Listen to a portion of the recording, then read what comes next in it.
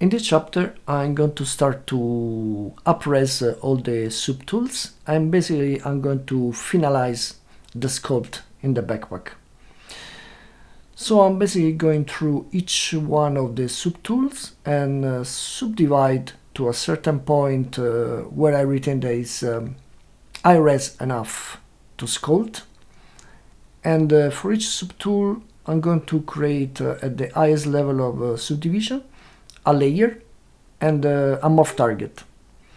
This is very useful, so you can always go back and fix issues with the morph brush. I recommend doing this always before starting sculpting the high-res. And after that, I'm going to really start to get into the sculpt.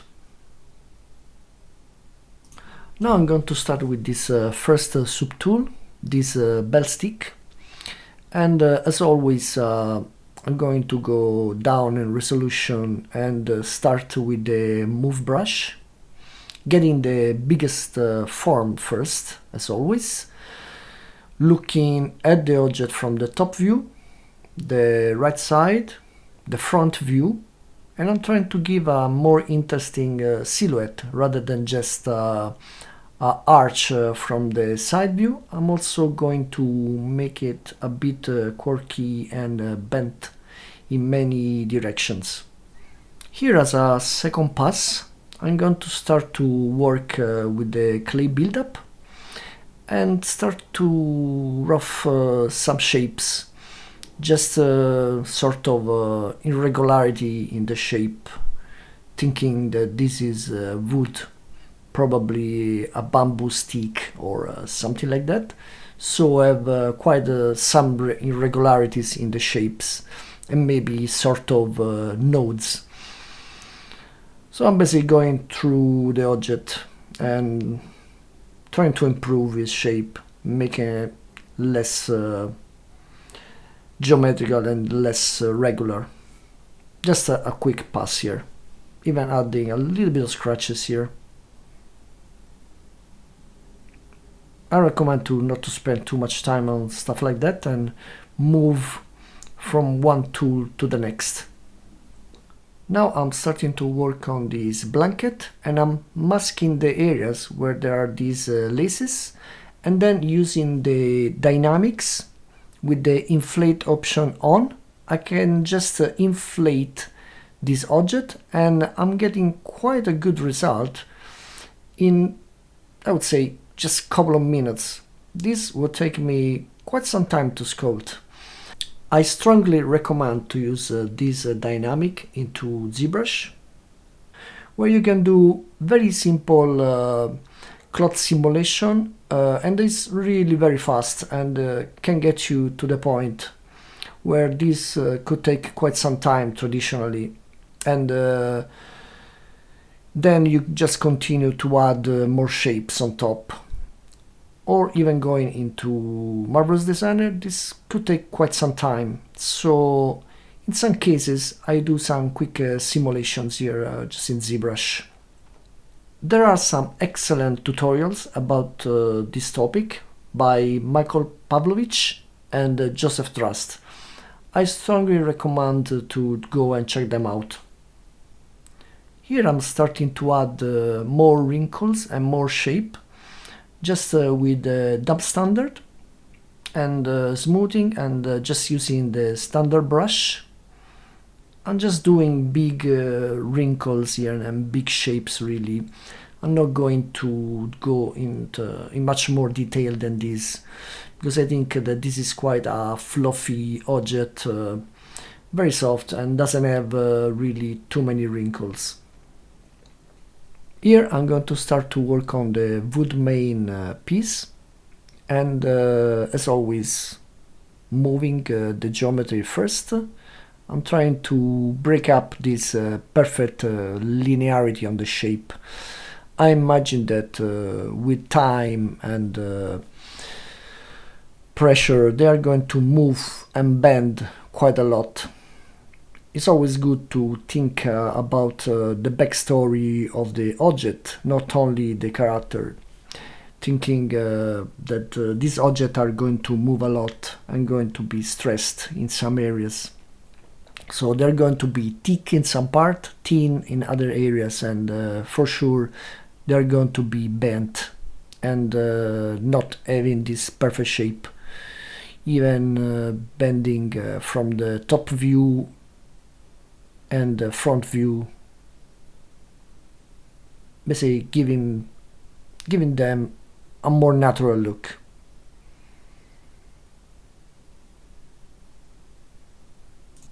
Now I'm starting to go on a second pass, basically again with the clay buildup. I'm going to build some shapes, mostly in the connection between different pieces. I'm just trying to get some irregularity really fast, going with the small marks vertically on the geometry. It's good to jump back and forth in different areas and using the symmetry as much as you can. This can speed up your work. And in a bit I think I'm going to jump to the trim dynamic, where I just start to break up the edges.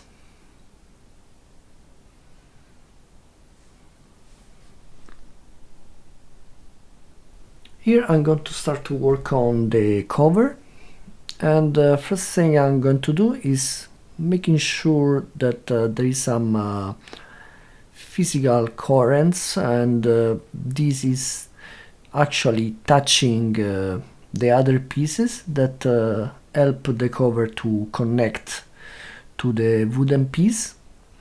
And I'm going to start then to do some really simple wrinkles, always thinking about the tension points. So these are the points where the folds are going to start to generate, and in this case obviously they are starting from this little strip of fabric. I'm just going from the top and from the bottom, and this is quite a tricky piece because it's not very thick. So when you sculpt these pieces, just really be very mindful and very careful, because it's very easy to get double compenetration from the front and back view. Using backface masking is a really good option, but sometimes doesn't allow to sculpt properly, so sometimes you need to experiment with backface masking on and off. Here I'm using also the pinch tool to reduce the thickness of this fabric. I imagine that is quite a thick fabric because need to protect this guy from rain and very strong sun. So I think there is quite a thick fabric, but at the same time I don't want it to be too thick. So I'm going to sculpt also some more irregularity in the shape with the move brush, and I'm trying also to bend the shape, because I imagine that with the weather and time is going to bend quite a bit horizontally and vertically, and sometimes it's going to gather water from rain. Now I'm going to do something that may look a little odd, but something that I do quite a bit. I'm going to put the object upside down, because in the regular view it's all hidden by shadow, and in this way, putting the object upside down, I can see shapes that normally I wouldn't see, and I'm trying to really get into the correct position all these little strips of fabric. Now I'm going to do an operation that is quite important to understand. When you use insert brushes or curve brushes in ZBrush, you need a geometry that doesn't have any level of subdivisions. So basically only one level of subdivision. otherwise you will not be able to use insert brushes. So here I'm basically taking one folder where it's composed of multiple objects, merge the folder down, basically doing a duplicate, and this duplicate I'm going to decimate in order to have a much lower resolution mesh, which I can use to append the insert brushes. Now this operation can take quite some time and may even cause some crashes, so I really strongly recommend to save another version of the file. Here I'm going to start to do another operation, so I'm taking the kimono here and removing all the levels of subdivisions and decimate this as well. Of course, I'm going to keep the original, so this is just a duplicate. Now once again I'm going to duplicate these two subtools, and I'm going to create another merged version with the kimono and the backpack all together. This will be useful because I'm going to attach the IMM brushes here. Now I'm going to show you how you can create your own insert brush or multi-insert brush and curve brushes. These are extremely useful brushes, and I'm going to go here not too much in depth, but just showing you what you really need. If you want to know more about it, you can go in Z Classrooms, and Michael Pavlovich did some really in-depth tutorial about it. So now I have these three subtools here, and under brush I can go and create insert multi-mesh. So as you can see, the insert multi-mesh is created, and when you drag, you're just dragging one of them. You can even use the move tool and cycle through them, but something much more powerful that I really want to show you is how to convert these into curve brush. So now you can go under the stroke tab and activate curve mode. In this way, this is now a curve brush. But there is a little problem. You can see that these pieces are not welding together. So in order to do that, we need to go under brush and modifier, and we have to turn on the weld option. Now, as you can see, these pieces are going to weld, and this is going to be extremely useful for what we want to do. For example, we can create really nice chains or objects all connected together, and this apply to any of them. Here I can put weld again, just update, and it's working. For the last one, we don't need to turn on this option.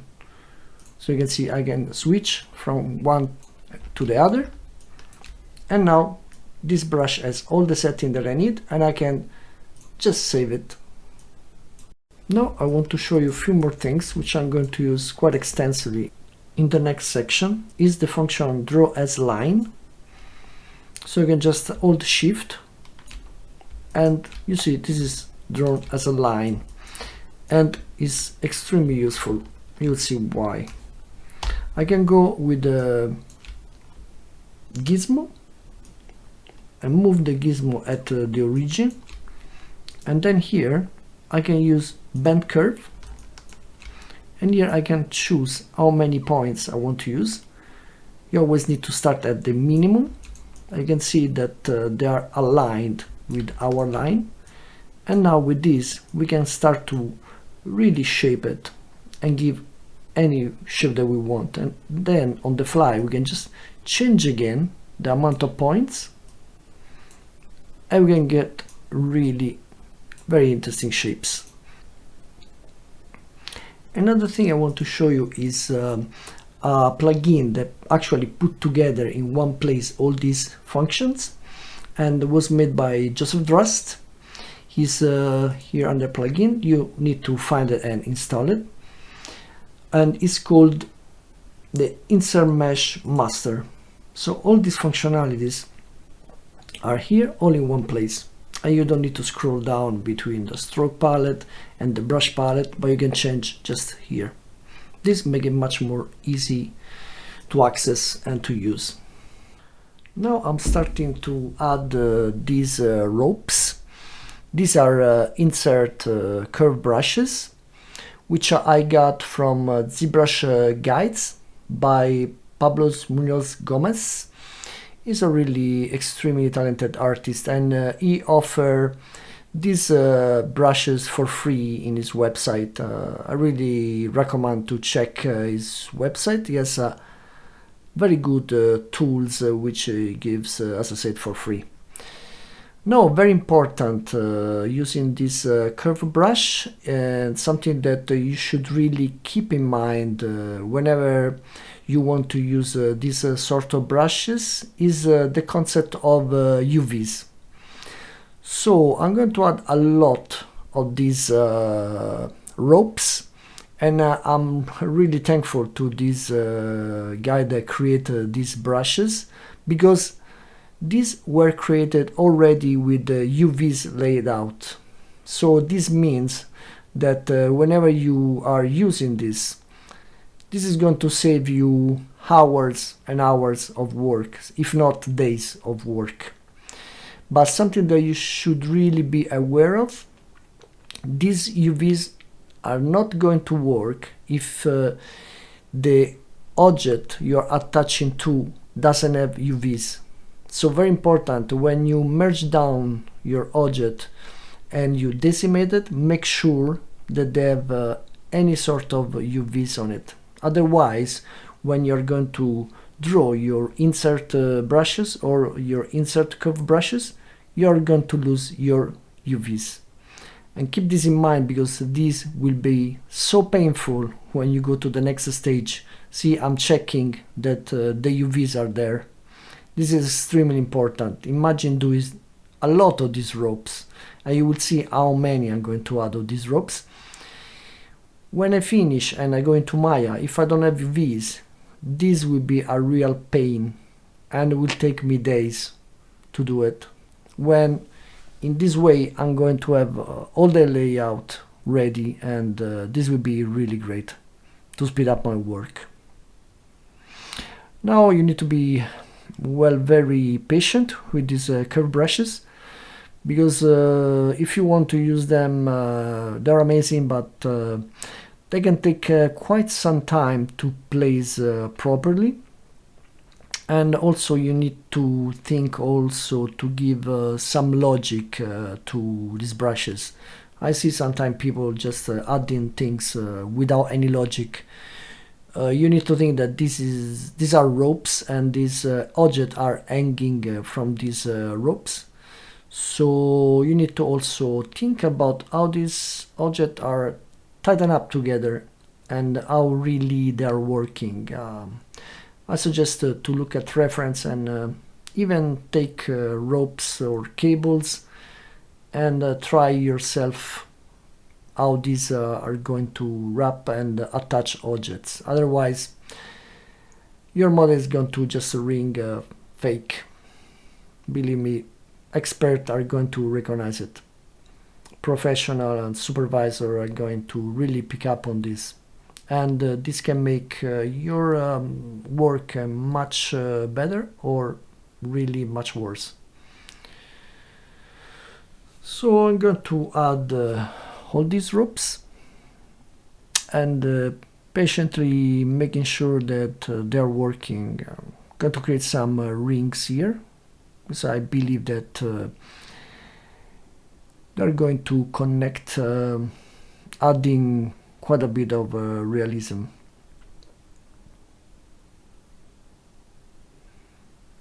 Now I'm going to create 3 cylinders with different sizes, and I'm going to use these to attach IMM brushes. These are the IMM curve brushes, and I'm going to drag and draw basically loops, which will save me a lot of time having these loops ready. I'm just going to duplicate it and apply in different places.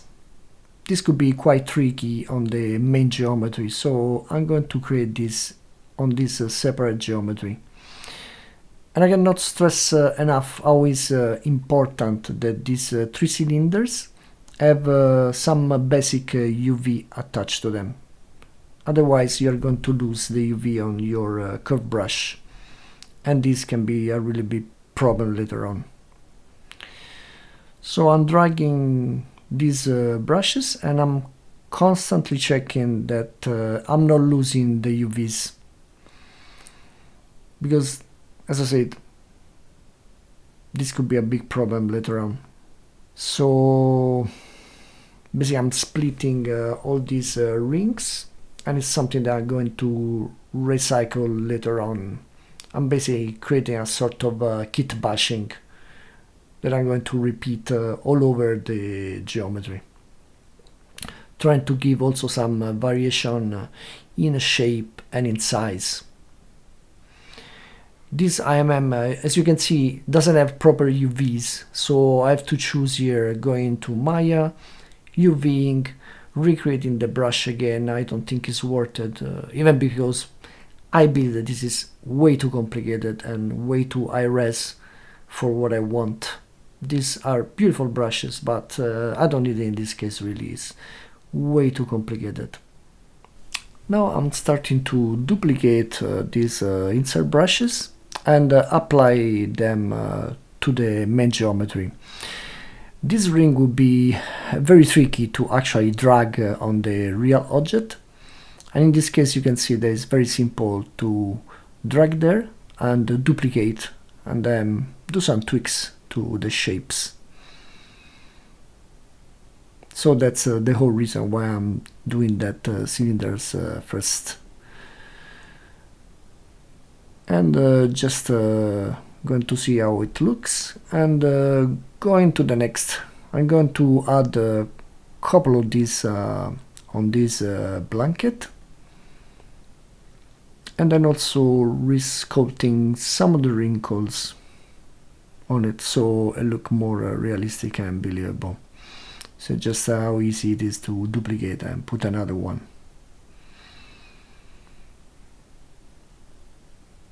It looks pretty good, and I'm going to move soon to the next. So just sculpting and giving more shapes here, giving the impression that it's actually tightening up this blanket here, and creating some tension points and folds. Now I'm going to jump to the umbrella, and I have to say that this was quite a tricky one.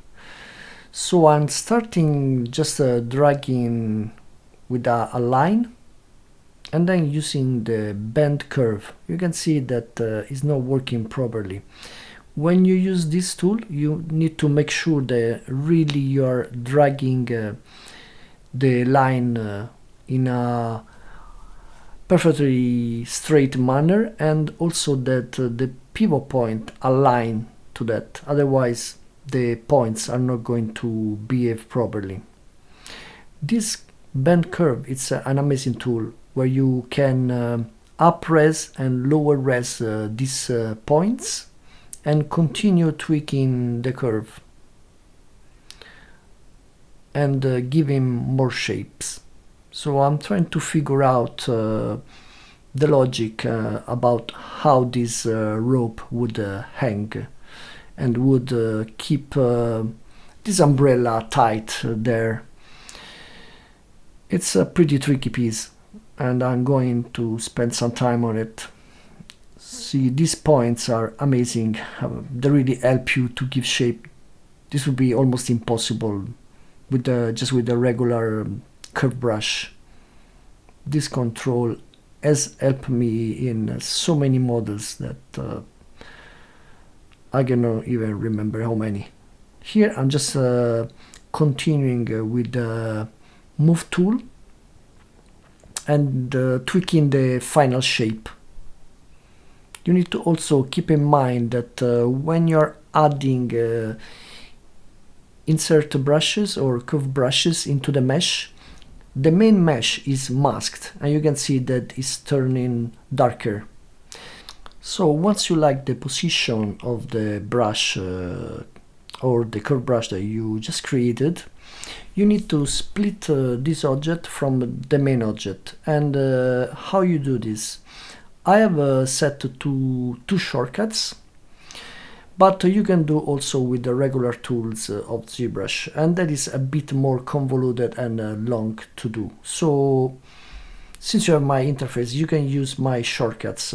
So basically what I do is I use Shift H to hide the unmasked object, and I use Shift Alt G to split the hidden object. This is going to split the object, and basically now this newly created geometry is independent from the main object that we use to create the insert brush.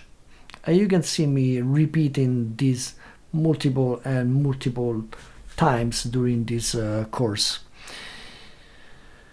It's all basically I'm doing, just adding more insert brushes, and then you see here it's turning dark. I'm still dragging,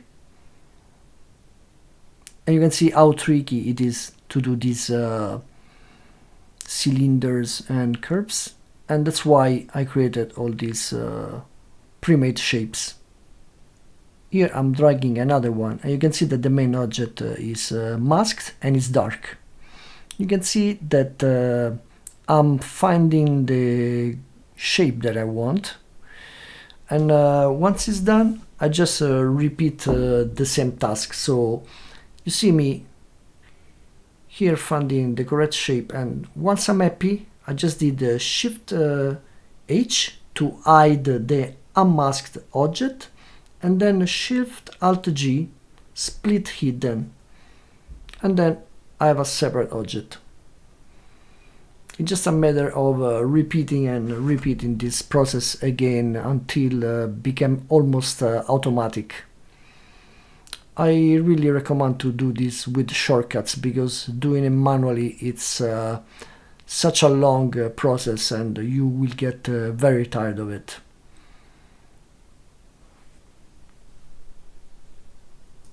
Now I'm reusing more of these rings. I'm just applying more and more of them, duplicating, observing photographs.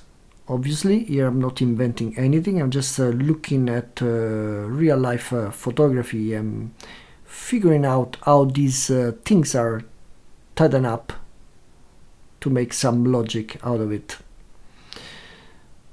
You can see adding more and creating like a knot shape, which I think is quite a nice touch and add realism to the whole model. In a bit I'm going back to use curve brush again, and you can see how tricky it is to drag them in the proper place where you really want them to go. Unfortunately, they're not perfect, and you need to fight a little bit with these brushes. And one of the best way I found is create some pre-made shapes, or create a quite low res object that are similar to your high res object, and that will simplify a lot your work.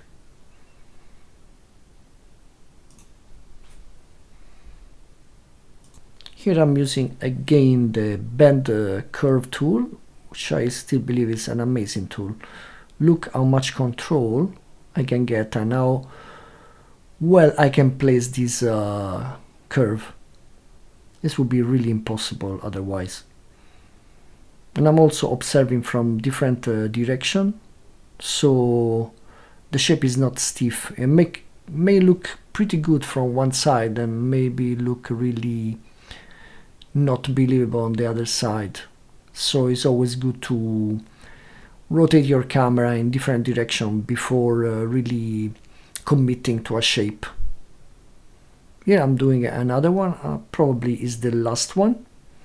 You can see me again, once this is finished, you can see that the main one is masked and is dark. And then you can see how fast it is going to go with the shortcuts. And otherwise digging inside the menus and menus of ZBrush, that would be really long. I really recommend to create your own shortcuts. It really depends on what you are doing the most in ZBrush, and depending on that, just create your own interface and your own shortcuts. I believe this is the last I'm going to do. So you're starting straight and making sure your pivot align to the main shape, and then starting to move these points. See, I'm going to redo it again, drawing straight. Otherwise, see, it's getting real messy. Look at that, how messy it's getting. And now I'm going to reshape it from one view and then the next view. I try to go 90 degrees at the time, top, right side, left side, and front, and giving some organic shapes. And I always do the final touch with the move brush, which also help a lot in this case. And you can see how spending more time really paid off. I think it's looking quite interesting and quite realistic now. Probably this was the most difficult of all the pieces. And it's pretty much done. Sometimes just duplicating object and reshaping them. Here now I'm going to add another insert brush, which I think is quite amazing. It's called the basket work brush, which I got from a really amazing website, which unfortunately now is gone. It was called Bad King. It's an Australian website with many contributors who were going to put a lot of really good insert brushes and alpha brushes. I believe that if you search, you can still find somebody that is giving these brushes for free. These are really a huge time saver, and you should start to collect them, as I did. Have a huge collection of these, some which I created and some which I got from this website. Some people is also selling some brushes in ArtStation, but yeah, I suggest really to learn how to do it yourself. And above all, if you create your brushes, really make sure that you create brushes with the UVs, because this will save you days of work. So yeah, I'm just dragging some of these, and I think this is adding really interesting shapes and more details that give such a great realism to this basket. I'm going to add a few more of these ropes hanging from this basket, and you can see how tricky it is, because it's sticking to the surface geometry that is seeing. So I'm hiding everything and drawing from the side view. Then I'm going to start to reshape with the curves. I believe this is my last piece. You can see I've added a lot of these curve brushes everywhere in this backpack basket, I would say. And I believe it's really adding a lot to the prop. So trying again, and it's getting a bit messy here. Fixing it, holding shift and smoothing the curve. So basically you have to touch the curve, and after touching the curve you hold the shift, and that is going to smooth the curve. Be careful to smooth the curve and not the geometry. As I said, you need a lot of practice with these brushes. Here I'm getting, I think, the shape that I wanted. It looks pretty good. I'm quite happy with that. And I think this is really the last piece. Here is the back part now. I think it's looking pretty good and much more interesting. Now I'm going to do a pretty important operation here. I'm saving another tool and cleaning up all the scene, getting rid of all the decimated meshes, and little by little I'm merging down all these ropes. Once again, make sure that you are merging with the UVs on, and so you're not going to lose the UVs. So for each one of them I'm just going to do one subtool, otherwise it would be very heavy. It's just comprised of hundreds of ropes. So this operation is very important, keeping your scene clean and as efficient as possible. Here is the turntable of the backpack, pretty much finished, and see you in the next chapter. Thank you for watching.